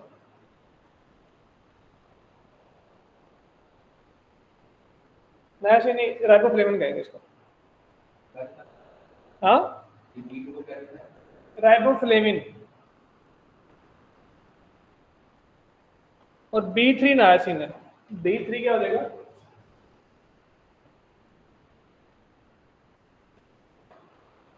B3 आ जाएगा, नायासिन आ जाएगा। B4 नहीं होता, B5 होता है, उसे कहते हैं B5 को, शाबाश, B5 होता है पेंटोथेनिक एसिड।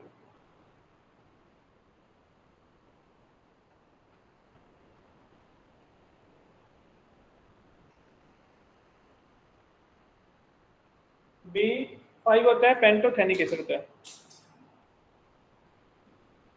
B6 होता है पायरिडॉक्सिन होता है।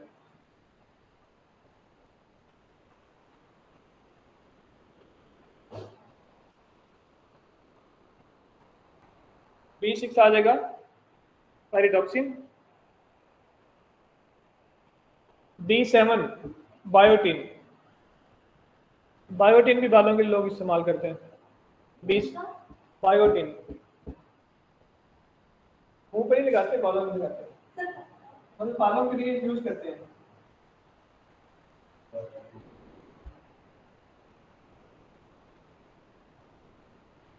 अच्छा, उसके अलावा आ जाएगा B9 आ जाएगा। B8 भी नहीं होता, B9 होता है फोलिक एसिड या फोलेट भी कहते हैं उसको। B9 जो है ना,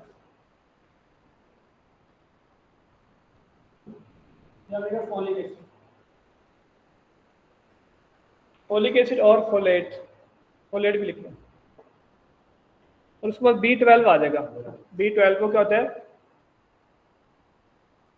कोबैलामिन आ जाएगा। क्या आ जाएगा? B12 होता है कोबैलामिन, कोबैलामिन।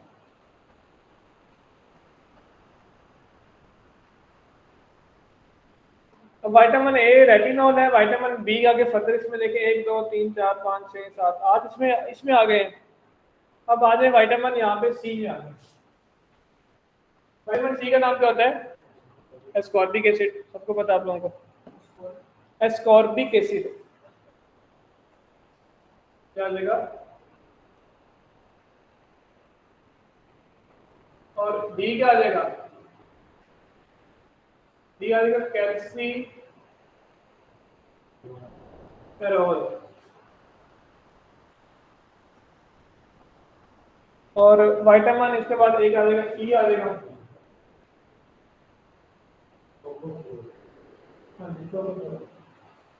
और विटामिन के, विटामिन के हम क्या कहेंगे? इसे क्विनीन्स कहेंगे।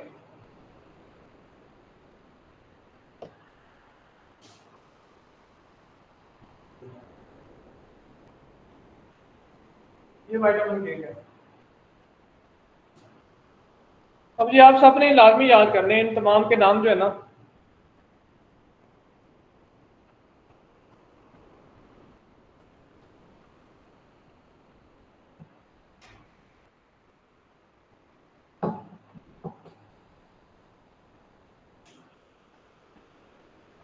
अच्छा, साइंटिफिक नेम में रेटिनॉल है, थायमिन, ये सारे आगे इसके आ जाएंगे। विटामिन बी के आ गए।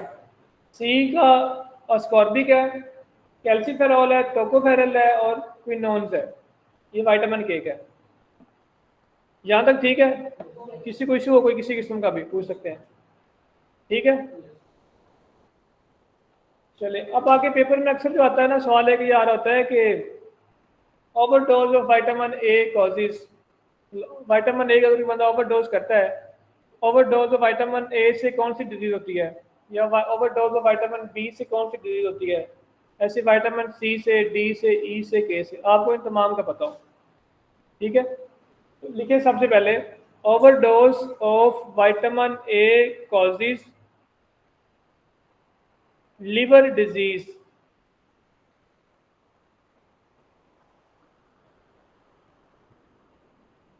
इससे मेजर जो होती है ना वो लीवर डिजीज होती है। और लीवर के अलावा इसमें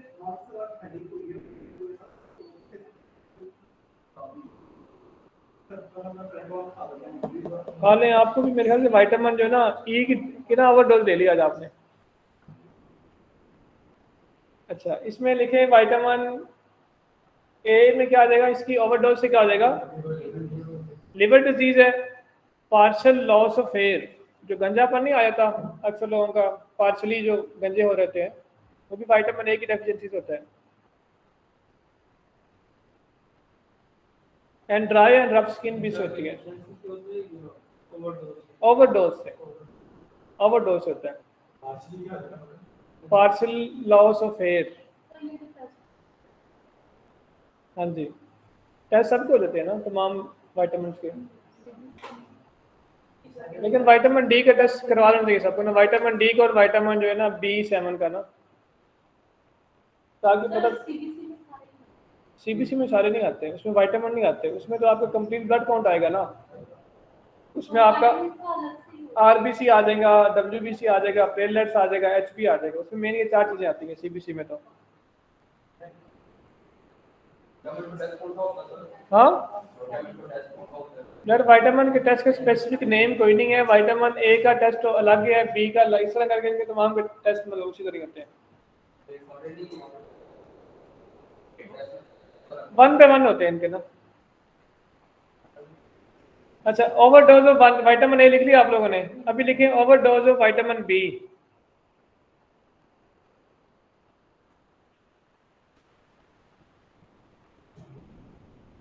विटामिन बी से आ जाएगा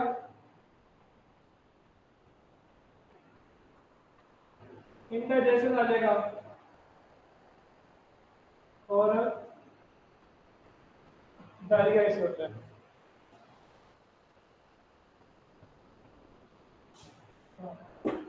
ये मैंने बताया भी आपको विटामिन। अच्छा, मैंने ए का आपको बताया, मैं फिर बोल देता हूँ, विटामिन ए जो है ना, विटामिन ए की डेफिशिएंसी डिजीज आ जाएगी, सबसे पहले लिवर डिजीज आ जाएगी या लिवर प्रॉब्लम कह लें, उसके अलावा पार्शियल लॉस ऑफ हेयर हो जाएगा, और इसके अलावा एक मैंने और बताया था, हाँ, ड्राई एंड रफ स्किन, शाबाश, अब समझ लगी। हाँ जी, वो ओवरडोज ऑफ विटामिन ए। अब इसके बाद देखें, विटामिन बी हो गया, और overdose of vitamin C. Overdose of vitamin C से क्या होता है, ये सवाल पेपर में कई दफा आया हुआ है, इससे क्या होता है, इससे होती है किडनी डिजीज होती है। किडनी डिजीज जो है ना वो विटामिन सी की ओवरडोज से होती है। ओवरडोज मतलब जो खाने पीने में आप करते हो या कैसे करते हो? जैसे मर्जी हो सकता है, वो कोई भी उसका सोर्स हो सकता है, खाने पीने में हो सकता है, या कैप्सूल भी ले सकते हैं, कोई आप मल्टी विटामिन यूज़ कर रहे हैं, 2-3 तरह के ना, उससे हो सकता है ये। ज़्यादा गुआवा नहीं खाना।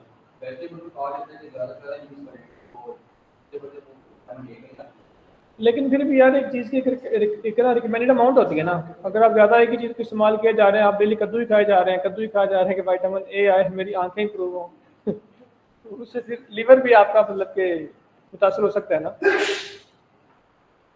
अच्छा, विटामिन सी लिख लिया है, विटामिन सी की डेफिशिएंसी क्या, ओवरडोज क्या होती है, ए होती है। या अगर आप अंडे ही डेली खाए जा रहे हैं, यार मैं अंडे खाऊंगा मुझे विटामिन ए ई मिलेगा, तो अंडे खाने से फिर उसकी प्रॉब्लम भी तो होंगे ना।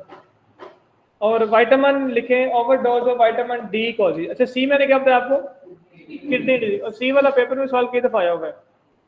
और ओवरडोज ऑफ विटामिन लिखें, इसके बाद डी लिखें, इससे क्या होता है, कॉन्स्टिपेशन होती है। हाँ जी, कॉन्स्टिपेशन है, वॉमिटिंग है इससे, या इससे आपकी ना डिक्रीजिंग एपिटाइट है, इससे ना आपको ना भूख भी कम लगती है। Constipation, vomiting and decreased appetite. अच्छा, ये ऑनलाइन वालों को समझ लग रही है ना, सारे साथ साथ लिख रहे हैं ना मेरे।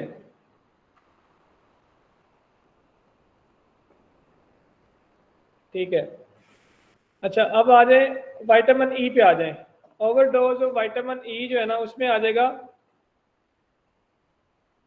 Muscle weakness and fatigue. Muscle weakness लिख ले, मेन इसमें आ जाएगा।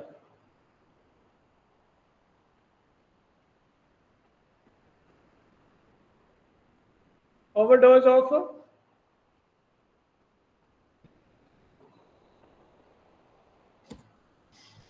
ओवरडोज ऑफ विटामिन ई में क्या आ जाएगा, मसल फटीग इसमें आ जाएगा। ठीक है, अब इसके बाद लिख लें विटामिन के।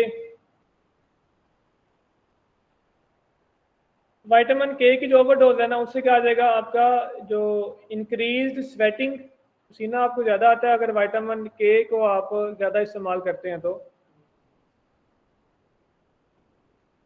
Increase sweating and shortness of breath, सांस लेने में मतलब आपको दुश्वारी होती है, मसला होता है। Shortness of breath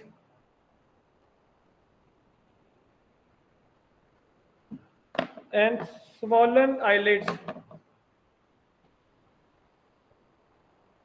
swollen eyelids मतलब आईलिड्स है ना, ये हो जाती हैं इससे ना, वो सूज जाती हैं ऊपर पे। आईलिड्स यार, और क्या, आईलिड्स क्या होती हैं?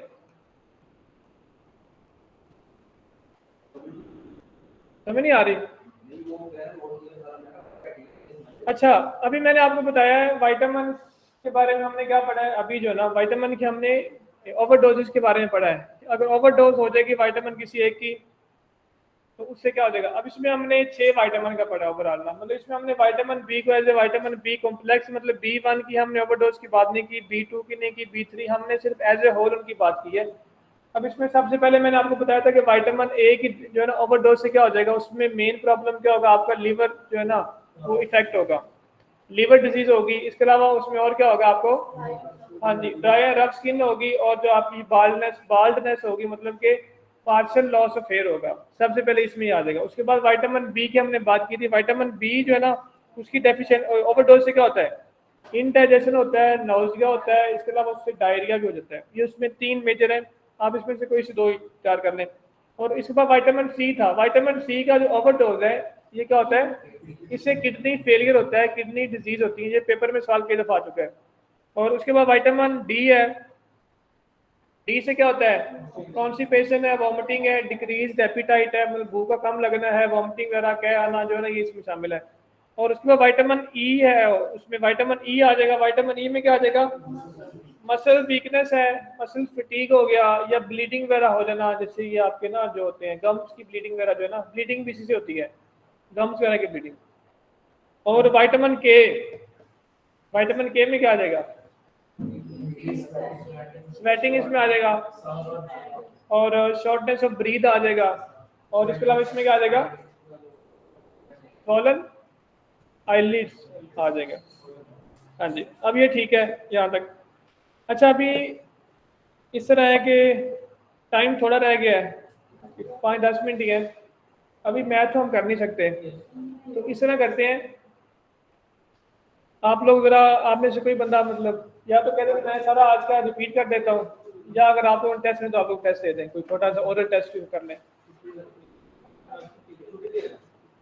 छुट्टी अभी नहीं, अभी टाइम है क्या?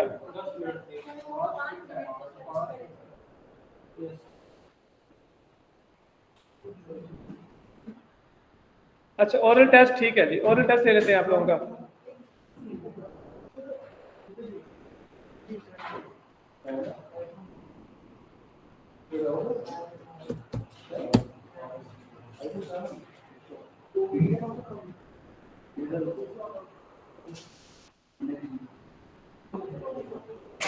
अच्छा यार ना, इस तरह करें, मैंने आप लोगों को ना होमवर्क दिया था लास्ट टाइम ना, वो जो था कैपिटल वाला, वो मैं सुनता हूँ आप लोगों से।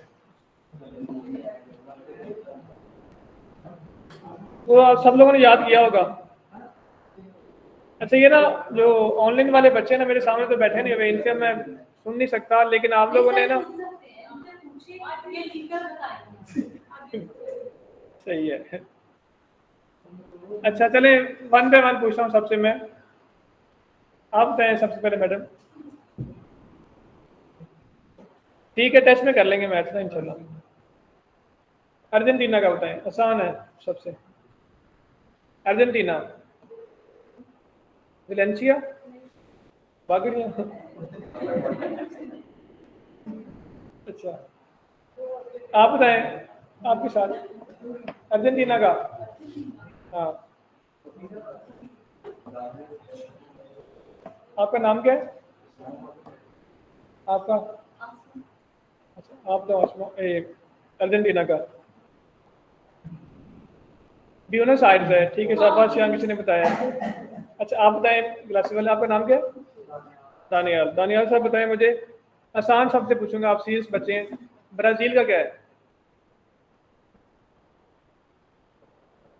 ब्राजील का कोई इशू नहीं, याद करके नेक्स्ट टाइम आप बताओ यार, ब्राजील का। हाँ, ब्राजील का। गुड यार, ये ऑनलाइन वाले सारे सही बता रहे हैं, आप लोग में आ रहे थे। आप बताओ यार, ब्राजील का भाई, नहीं पता? आप बताएं भाईजान। ब्राजील का, शाबाश, ठीक है। और आप बताएं चिली का। चिली का यार, जिससे पूछो वो बताएगा, बाकी ना बताए। चिली उसने बता दिया है, चिली का सेंटियागो, ठीक है, शाबाश, ये बख्तावर ने बताया सेंटियागो।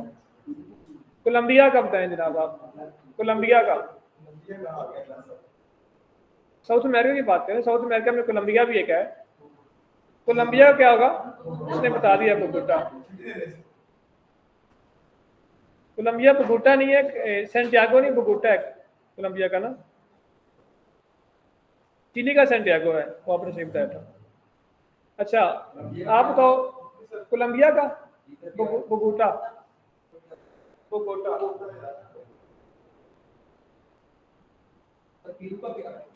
Lima, LIMA, Lima. अच्छा, मेरी बारी, मैं पूछूं आपसे, आप बताओ यार ना। इक्वाडोर का कीटो, ठीक है, कीटो, QUITO, ठीक है, शाबाश, आपने गैस कर लिया फिर भी। आप बताओ यार, पीरू का बताओ, मैंने बताया अभी, उसने पूछा मुझसे कैप वाले भाई ने, पीरू का, मैंने बताया पीरू का। आप बताएं पीरू का क्या है? हाँ जी यार, ऑनलाइन वाले सारे सही बता रहे हैं, देखें उनको आते हैं। हाँ, लीमा, ठीक है, शाबाश। आप बताओ यार, यूरुग्वे का, URUGUAY, यूरुग्वे का। किसी को पता हो यूरुग्वे का तो बता सकता है, देखे बगैर। मॉन्टेविडियो, ठीक है। और आप बताओ यार, वेनेजुएला का। शादी, आप तो वेनेजुएला का। हाँ, वेनेजुएला। मैंने आपसे कहा था कि यार ये ठीक है, बख्तावर ने सही बताया। कह रहे कैसे आपने इस तरह करना है यार, जो जो भी तैयार करना है ना, MCQ करने हैं ना, कोशिश करें कि आप ना ऑप्शन पे ना जाएं, ऑप्शन के बगैर आना चाहिए आपको ना।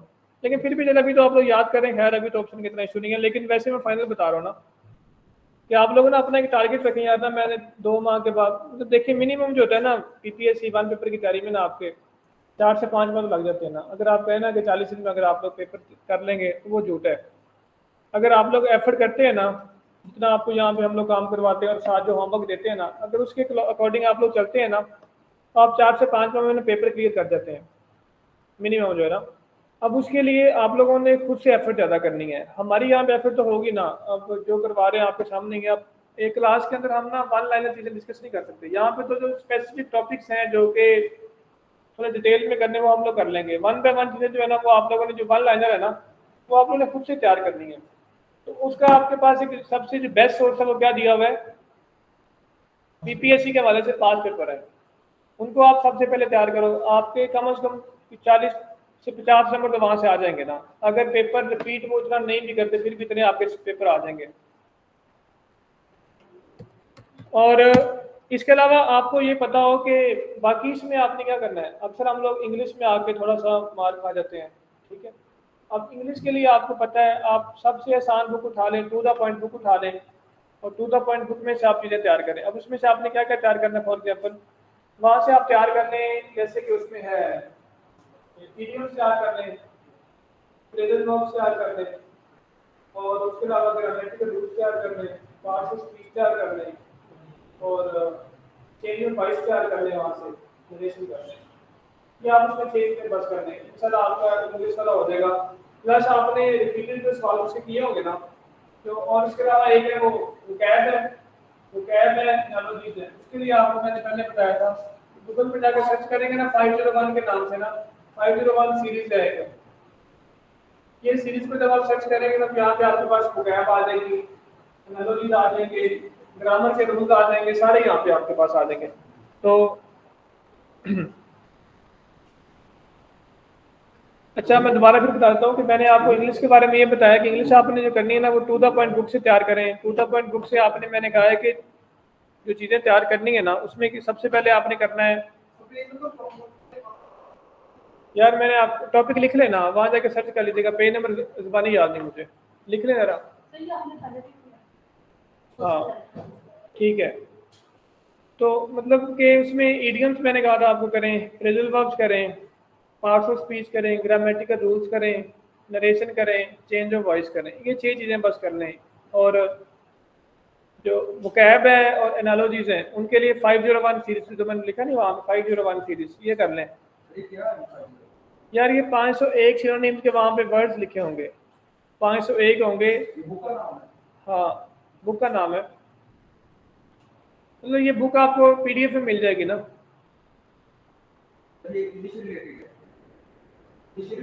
हाँ जी, सिनोनिम्स के अलग से हैं, एनालॉजीज अलग से हैं, ग्रामर के रूल्स इसके अलग से हैं, इस तरह करके हर एक चीज़ के ना इनके इस तरह दिया हुआ है। इनके पेयर ऑफ वर्ड्स भी हैं, इडियम्स वगैरह भी हैं, सारे इनके हैं 501 के। तो इस तरह बाकी जो कंप्यूटर आप लोग करें, खुद से तैयार करें अलग से, मतलब फॉर एग्जांपल उसको आप कर लें, उससे जो है अब देखिए एक पेपर के अंदर ना बात जो इंग्लिश के सवाल है 12-15 भी आ जाते होते हैं, पीपीएससी में 2-3 भी आ जाते हैं, वो उनकी मर्जी है, लेकिन हमने तो कम से कम तैयार करना है ना, कि कम से कम 10 नंबर की तैयारी हम लोग करके जाए ना।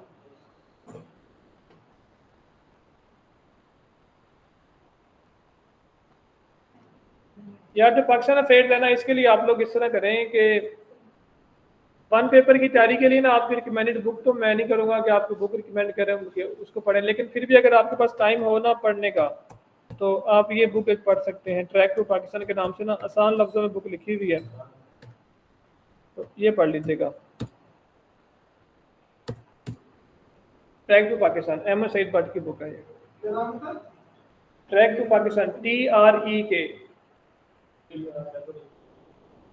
सिंगल के ये अच्छी किताब है। इसमें हर चीज़ की आपको डिटेल मिल जाएगी, फैक्ट एंड फिगर सारे मिल जाएंगे, डेट्स ऑथेंटिक मिल जाएंगी सारी।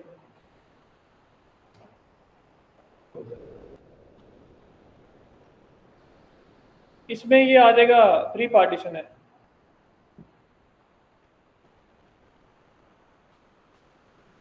जियोग्राफी के लिए बेटा आप लोग कर लें test.pk कर लें, बेहतरीन सोर्स है ये वाला।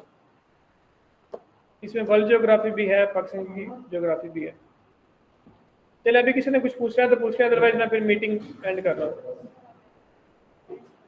किसी ने कुछ पूछना हो तो बाकी मुझे ना आप लोग मैसेज कर दीजिएगा, मैं इंशाल्लाह बता दूंगा फ्री होकर। ठीक है जनाब, अल्लाह हाफिज़।